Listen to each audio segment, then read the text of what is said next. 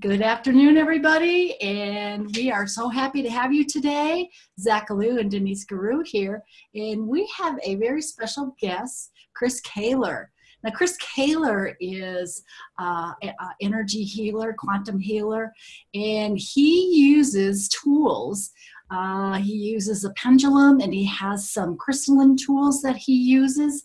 And so we're going to chat with him and pick his brain today because he is kind of like us. He knows a lot about everything. So, like I always say, you never know the words that are going to come out of our mouths. So welcome, Chris. We are really happy to have you. Hi, Denise. We made it now, didn't we? Sorry, we had a little bit of issue here connecting today, but we're all here, and so we're going to get started. Chris, why don't you tell us maybe a little bit about yourselves and kind of lead into the catalyst that brought you to this healing modality? It's thank you so much for having me on, first of all. It's an interesting story. It's one that really makes you realize that there's something going on upstairs that lets you know that you're meant to do something other than what we're doing on a daily basis. It was about 12, 13 years ago, my first wife passed away. She had a rare disease called scleroderma, and at the time I was in the printing industry. That was my trade, something I loved doing. I was very high up in my local newspaper, running the presses and working in management. And when she passed away, it enabled me to retire. So at 47 years old, I stopped working. And it was like hitting a brick wall. What do I do now? I'm 47. I go to sit and have coffee with all these other people who are retired, and all they did is talk about their aches and pains and complain about this and that. I thought, well, I need to do something with my life. And so I started taking a course as a personal trainer. I've always been into bodybuilding, and I thought this would be a good thing to do. Halfway through that course of bodybuilding, I discovered all of this energy work, all of this unique stuff. I was introduced to muscle testing first, and I thought, this is the neatest thing in the world. And I just felt really drawn to it. And as I started working with people to learn muscle testing, I also met people who did energy work, who did work with sacred geometry, worked with radionics, all these different things. And it's like, something is talking to me. so I just went with it. I just knew within my heart and my soul that this is something I need to pay attention to. And because I wasn't working, because I had the funds to push forward with it, I just went with it and started taking courses and started learning this and researching that and all these different things with energy. And there's one fellow in Lacombe, Alberta. His name was Bevan Saylor. He had a clinic. He did energy work, and he had a clinic. He had an office. He had people that came in. He had people that saw him, and he was getting results. And I thought, I can do that. And sure enough, here I am today. I'm in my own office in a holistic healthcare center in Winnipeg, Canada. I've got clientele 8 a.m. to 5 p.m. every day, 5 days a week. I'm booked solid right now until mid-November. That's because things are working. I put my nose to the grindstone. I realized that the universe had a gift for me, and I accepted that gift. That's the big thing, is we get gifts every day, and you got to know when to accept them. And I accepted that gift, and it's been roses ever since. And since this all started, I got remarried. I started having children. It was basically an opportunity for me to start my life all over again. So here I am at 55 years old now. My son is 5 years old. My daughter is 3. And I'm doing this incredible work, and I'm helping people worldwide. I also teach this work worldwide. I've got students all over the world. I've got 45 different students, and we're teaching them how to do it, and we're getting results, and we're creating a modality of healing that is unlike any other. It is an actual modality that identifies the problem at the very root level, and it goes through all the layers of the problem to identify it so you can truly get rid of it and see the results right before your eyes. Well, that's interesting. Modality. So were you seeing, I mean, that sounds like there's a lot to talk about there. Yes, indeed. Yeah. So, can you describe the modality? I saw a few of your videos, and you were dowsing. You're like plumb bobbing some piece of metal or something. Can you describe what that is? Basically, I use a pendulum, okay? And the nuts and bolts of this system I developed, it's a series of charts. Now, here's the charts I have. And it's a semicircle of different opportunities, different possibilities. And what the pendulum does is directs me to which, first of all, you have to ask a question. That's the main thing. You ask a question, what is causing illness within this person's body? And it'll show you a stressor, whether it's parasites, whether it's negative entities, whether it's reptilians, whether it's aliens, whether it's XYZ. This pendulum is going to show you exactly what it is and then where it is within your body, whether it's physical, etheric, whether it's emotional, whatever it is. So you find those two things, the problem and the area. And then the second part of the system is using sacred geometry. Now, this is a pyramid. It's called a 0-point generator. And what I do is, this is my gun. So then I hold the pyramid towards the person. If I'm working on Skype or on the telephone, I'll just hold it up to the camera and say the words. Let's say the problem's in the liver, and it's hepatitis C. I'll say liver, hepatitis C. Then I'll say the word false, and the vibration of it doesn't exist anymore. That's how simple the system is, but that's how effective it is because it's so simple. So that's what where the charts take us. It takes us down this path of all of the problems within a person, because there's never just one problem. If you have a health problem and it's one of these problems that doesn't seem to have an answer, there is an answer. You just need to dig for it, ask the right questions, follow the leads, and the charts will paint a picture exactly of what it is and how it got there. That's the important thing, is why it's there.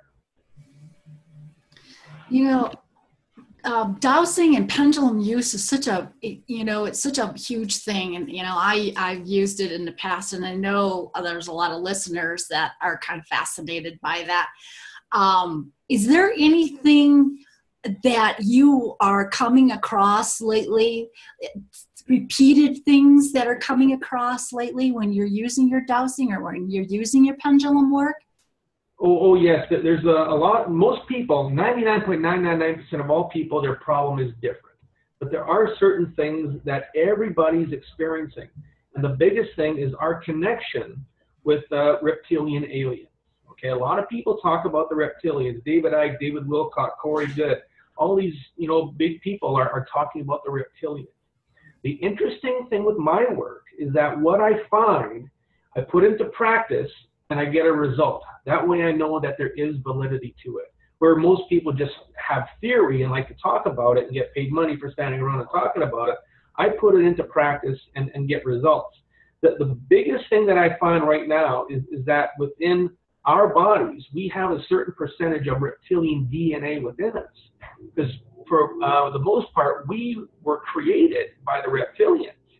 And another theory I have is that at one time in our lives, we were reptilian and had the opportunity to reincarnate here on Earth to participate in the ascension process, which is a very, very big process. It's basically the creation of a pure species, nothing that's hybrid, nothing that is mixed with different DNAs from different alien races. Some people say that we are from Lyra, the constellation Lyra. Some people have different thoughts about the whole concept. The Garden of Eden, that's a metaphor for something where it was all started. But basically, when I do remove the reptilian DNA, let's say from the liver, from the brain, wherever there's a problem, that really opens the door to find the true problem. And most people, when I remove that reptilian DNA, they feel something different. They know that something in their body has changed and we're on the road to healing. How would you know that we were created by reptilians? Where do you get that information? My pendulum told me. Okay. Your pendulum. When I'm using my pendulum, I'm channeling source, love source. This is the highest level of energy within the universes. Okay. So I'm getting this information firsthand from source. They're telling me exactly what I need to know in order to fix a health problem. Ask and you shall receive. How do I fix this health problem or all of these health problems within humanity? I need to know this, this, this, and this. So here it is. And again, the proof is in the pudding. When I remove that energy, and it's as simple as that, things change. People feel different. So the daily messages that I get, you can look at it as a channeling, okay? And lots of people channel and get all these different types of messages, different types of information. My channeling, my soul goes into the future, finds the answer, and brings it back. Okay, everything is done through my soul, and it works that way because we're working with soul source, with love source, so it works very well together. So sometimes the information isn't so accurate, but most of the time it's got some very big relevance to it. And if it doesn't work well, we just push it aside and start again. And that's the interesting thing about it, is that there's no wrong answers, there's only right answers. You know, that was a good question, because, you know, I'm sure you've heard of the false light. You know, there's so much false light going out there, and everybody, you know, even people that have good intentions, you know, we're all worried about, oh, am I really hearing the right thing? You know, and, you know, because you get results, like you said, the proof is in the pudding, you know. What, you know, do you have a client, or do you have one of the most memorable incidents or people that you worked with? Was there something that really affected you? Yeah, and every day it's people like that. You know, one person I am working with on a weekly basis, he's in Scotland, and this person was a quadriplegic. And we've done many sessions. Now, sometimes one or two sessions is all you need, but this guy's needed many, many, many sessions. He can now arm wrestle his caregivers. He can pick up his laptop and move it. He's got mobility within himself. His strength isn't there, but it's happening. Okay, things you can see within him, that things are actually moving, things are happening, and he knows what it is. So that's why he's so eager to keep on doing the multiple sessions all the time. But every day, you know, we see what we could call almost miracles happening, where somebody at one point has extreme knee pain, and then in 30 seconds that knee pain is gone. I've seen people, their eyes roll back in their head and they have almost a full-blown exorcism. I've seen that happen. It's only happened twice, and it's a little freaky, but the chicken dance happens, and all these energies lift, and all of these entities leave the body, and you can see on people's faces that all of a sudden they're sitting straighter, and things are much clearer in their minds. But every day we get clearings that happen that you know, people are amazed. People go to their doctors, and their doctors are like, "What'd you do?" "Well, I can't tell you because you won't like me anymore." So I'd like to jump back. Your sources tell you, or let's call it your source tells you. All right, little joke there. So you're saying everybody have reptilian DNA, you're saying, on the planet? I mean, everybody? Like 99.999% of everyone has some amount of reptilian DNA within them. Okay, and there's other sources too of DNA. There's the Raphaim, which were the giants that walked the earth thousands of years ago, and they're finding their skeletons all over the world. Talked with L.A. Marzulli on my radio show. Lots of information about that is available. And there's a few other species of aliens that are contributing their DNA to this human species to create something, to learn something, to manifest something. But the biggest one is the reptilian. And the more people I work with, it's always reptilian DNA. It's always reptilian DNA I need to remove from these people. So is there a common, you say there's a wide gamut of symptoms or issues people come to you with.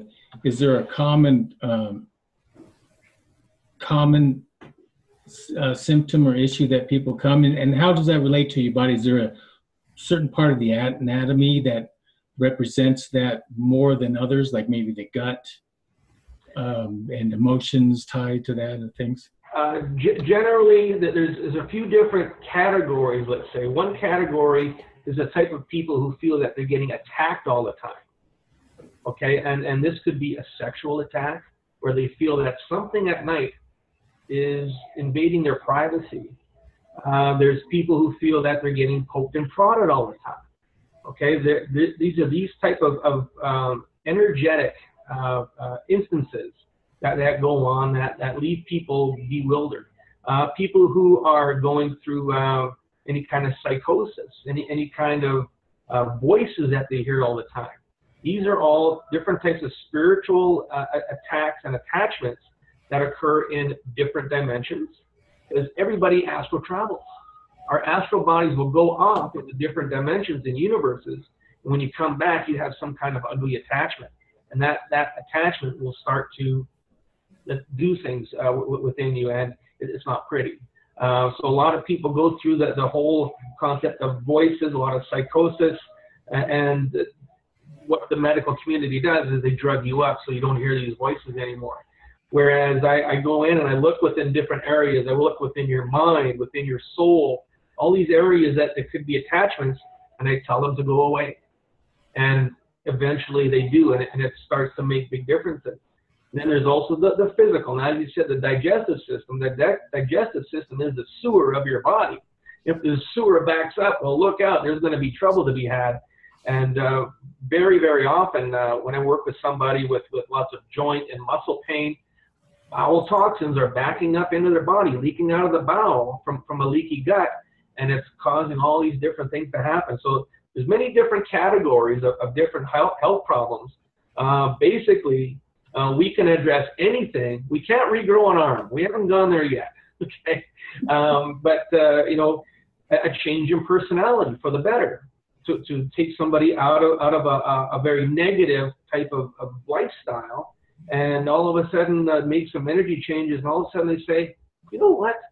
I think I've been doing it all wrong. I think I need to change the way I think. So all these things can happen. Now, the reptilians, they're basically here trying to stop the ascension process.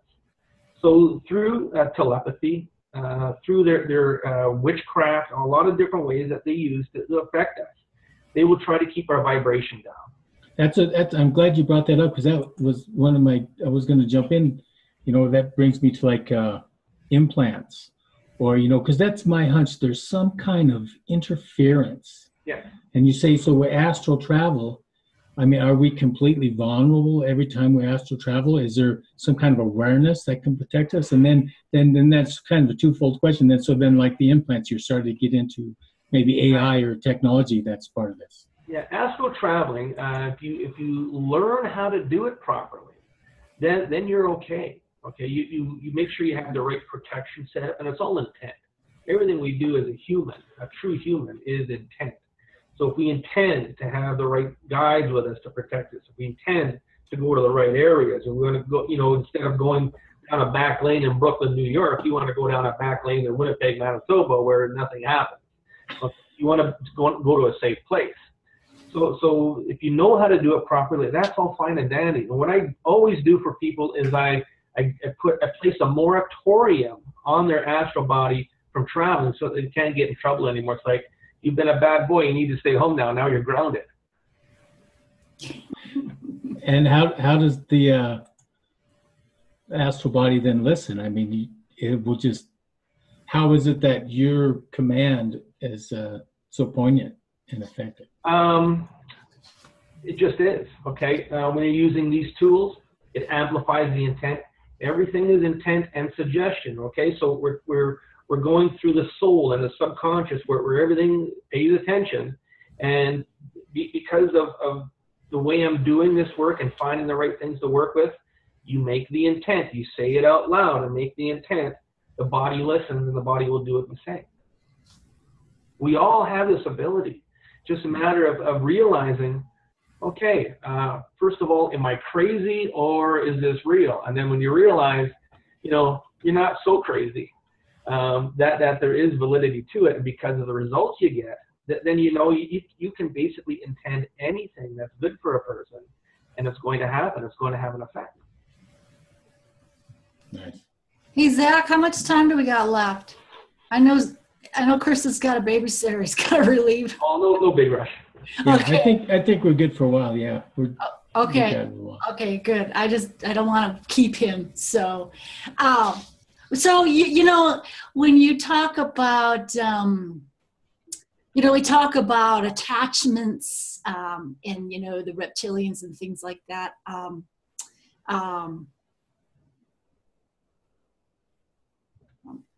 It was doing something strange. I don't know. But anyways, okay, so when we get to attachments, and you talk about lifting curses and things like that, so that means that you're actually dealing with the Djinn, don't you think? 100%, yes. Yeah. Have you pissed any off? Every day. Now, I know where you're going with this. Now, a lot of people, when they do this type of work, there's a good possibility that you remove it and it does get pissed off and it'll attach to you.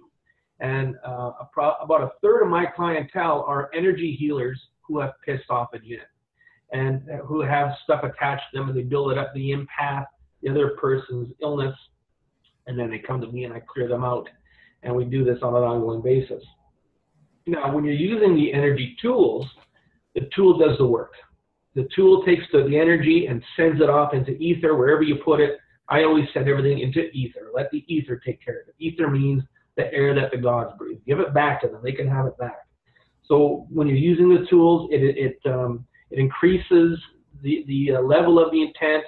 It turns up the volume to 13, and it makes your intent a lot stronger and a lot more powerful, so that anything that you're removing can't come back to you because you made it such a powerful intent with the tool. Yeah, that would freak me out a little bit. You know, I'd be a little bit worried about bringing one of them home with me. So that's really cool that you have your tools, you know. I mean, that they can't attach to you, you know. So. It does make a big difference, and a lot of people are concerned with the trauma that can follow working this way. And if you're taught the right way to do it, and that's what I do with my courses, I make sure that people know the right way to do it. And if something does attach to them, I can clear it out for them. So they're always going to be safe. So there is a lot of people play with this stuff, play with energy. Yeah. They'll take out a Ouija board and start using it. They'll light a black candle around somebody's picture and then find something on the internet and say it and stab the picture with a knife. Well, you've just killed that person. You've just put a mark on that person. They're going to die sooner than they should. Okay, so all this stuff is real. All the woo-woo out there is 100% real, boys and girls. You don't want to be playing with this. You heard? And you said that you offer a course for teaching this. Yes, this is available to anybody? Anybody who's interested, anybody who's high enough in vibration wants to do it. And you know if you are, it's there. What is your contact information? The contact information is on my website, chriskehler.net. I have a web store with all my tools that I sell. I'm a distributor of these tools. And the course is on there. There's also some free charts that you can download, you can print off. There's a video that you can watch that shows you how to use them, so that if you're interested in learning it, you can take the course for a test drive and see if it's going to work for you. Nice. chriskehler.net. Correct. .net. And then so your healings, it sounds like you can do that distance. You were doing that over Skype, over the internet? Yeah, 99.9% of all my clientele are in other cities and countries. I'm in Winnipeg, Canada. People in the States, because of the healthcare system, they don't want to pay all that money. So for, instead of paying, thousands and thousands of dollars, one of my sessions right now is only $70, and we get a lot done in one session. So it might take you 3 or 4 sessions to cure diabetes. Oops, did I just say that? Right? So there's a lot more to gain than just spending your whole life taking medications and going to doctor's appointments and wasting your time that way, where you can just do some clearings and all of a sudden the problem is done. So you're connecting kind of just through intentions? I mean, this is Skype. Do you have to see the person in the video? No, basically, if I have their voice is their frequency, the video is the frequency. As long as I have one or the other or both, that's all we need. We get great results just by working on the telephone within people. And Today I worked with somebody in the United Kingdom just before this show, and he felt wonderful transitions happening. Tomorrow I'm in Australia, and then Scotland, and all over the world. It's an amazing thing. I never thought it would get to this point where I'm talking with different people all over the world and hearing all these accents and dialing all these history codes, and it's a lot of fun. Yeah, that's cool. They're blowing up for you. Hey, real quick, I'm sure Denise has a few more things she wants to get in, but I wanted to go back to the, you're talking about entity attachments and things that you're seeing. And you see them through your third eye, or you feeling them, or you however you're sensing them through your modality. But then can you expand on what you're coming across with more of the maybe AI technology that's interfering with the human DNA and the human presentation? Well, the AI is still pretty much misunderstood. A lot of people have different concepts of what it is. Nanobots and cyborgs dropped from chemtrails is a very big problem. Nanobots and cyborgs can be transmitted through an injection, like a vaccination. But basically, chemtrails are a very big contributor. And then they can be activated through a satellite signal. They can be activated from a telephone call. They can be activated in many different ways.